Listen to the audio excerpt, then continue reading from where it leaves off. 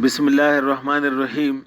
I am Dr. Mohaibullah Wazir, and today we will discuss the vestibular part of the membranous labyrinth.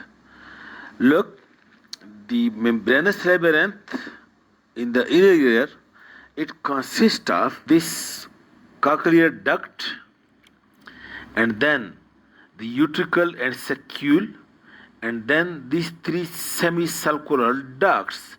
We discussed the cochlear duct, and today we discuss the vestibular part. The vestibular part consists of the saccule, the utricle, and the three semicircular duct. The utricle and saccule, this is saccule and this is the utricle. These are two sacs made up of membrane, fibrous tissue membrane. And these utricle and saccule are contained within this vestibule of the bony labyrinth. And then these three semicircular ducts, these are contained within the semicircular canal of the bony labyrinth.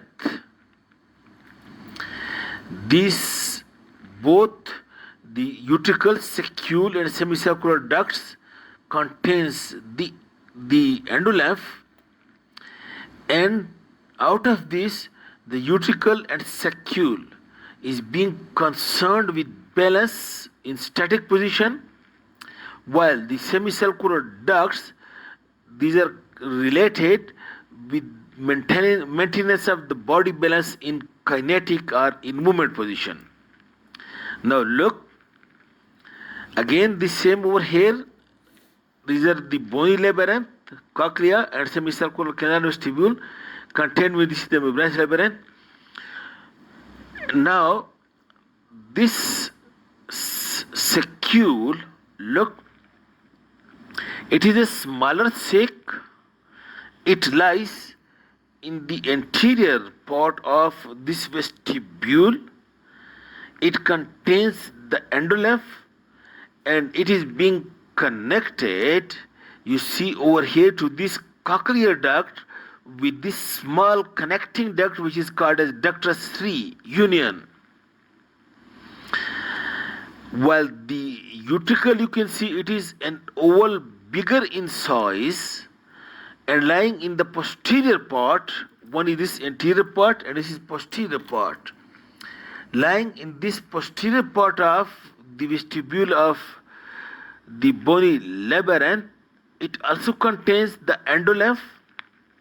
And note that one duct, small duct, come out from the utricle and one from the saccule, and the two unite with one another to form an endolymphatic duct. In this way, this Y-shaped endolymphatic duct, Y-shaped, it connects the whole membranous labyrinth, that is the cochlear duct, through the ductus fluinis to the saccule. Saccule and utricle are being connected with one another by this Y-shaped endolymphatic duct, while the utricle is being connected to these semicircular ducts. And this endolymphatic duct which connect the utricle and saccule, it then passes through a small canal in the petrous part of the temporal bone. And this canal in the petrous part of the temporal bone, it is called as aqueduct of vestibule. Just like this one, you can see a bony canal coming from the cochlea, which is called a cochlear aqueduct. In the same way, from over here, this is a bony canal, which is called as the duct of the vestibule or aqueduct. And this endolymphatic duct passes through this canal. Ultimately, it reaches into the posterior cranial fossa, and over here it gets dilated, and this dilated part is then called as endolymphatic sac. And this endolymphatic sac, you know, it is being related. You can see this dura mater, this black dura mater, and it is said that it is used in the resorption of the endolymph, this endolymphatic sac. Okay, both this utricle and saccule, these are being supplied by the vestibular part of the vestibulocochlear nerve, and it is being concerned with the static balance. Okay, while over here you can see this semicircular ducts, which are 3 in number, anterior, posterior and lateral semicircular ducts, in the same way like the semicircular canals of the bony labyrinth, anterior, posterior and lateral. And this duct is being made up of fiber tissue membrane, contains the endolymph and open into the utricle through this dilated end, which is called as ampulla. And then this way, these 5 openings of the 3 semicircular canals, it opens into the utricle through the ampulla. Okay, now note another point. Look, in the medial wall of saccule and in the posterior wall of the utricle,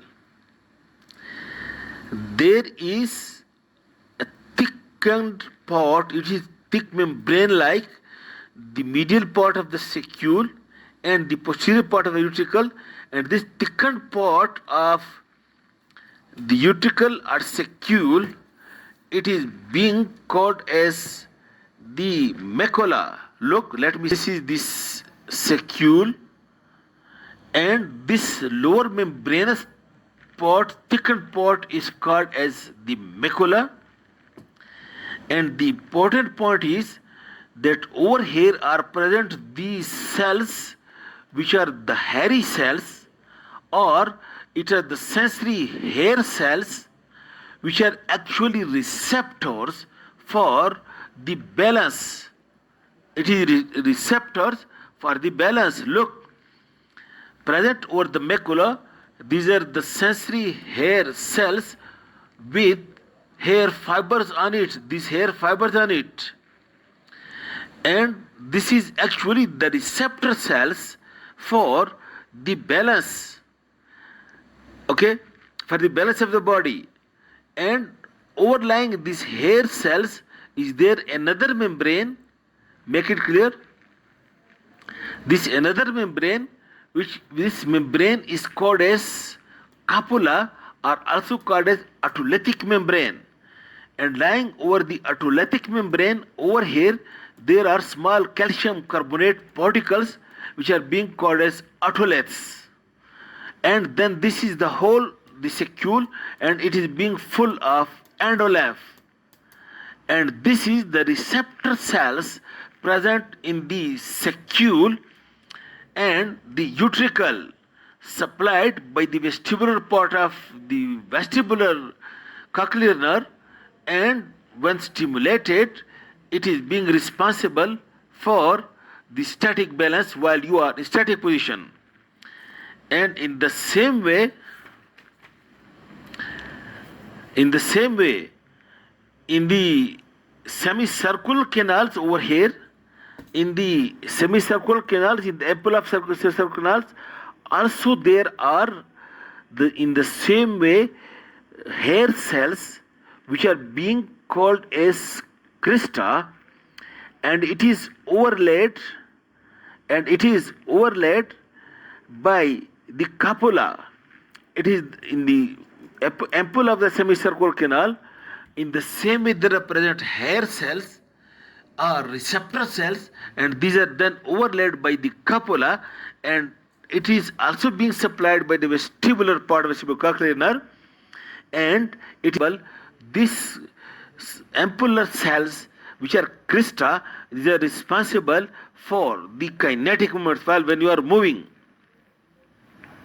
Now, the membranous labyrinth, the whole internal ear being supplied, the internal ear, out of this, the bony labyrinth is being supplied by branches of the maxillary artery, by branches of posterior auricular artery and the branches of middle meningeal artery, while the membranous labyrinth is being supplied by labyrinthine arteries, which are the branches of the basilar artery or branches of anterior inferior cerebellar artery, which by itself is a branch of basilar artery. This is the blood supply, while the nerve supply of the inner ear, as I told you, it is the vestibulocochlear or 8th cranial nerves. Out of that, the cochlear part supplies the cochlear duct, which consists of receptor cells for hearing, while the vestibular part receives the utricle saccule responsible for the static balance, and it supplies the hair cells or crista in the semicircular ducts, which are responsible for the kinetic balance. Okay, this is all about the inner ear and the vestibular part of the membranous labyrinth. Hope you will get. Thank you very much.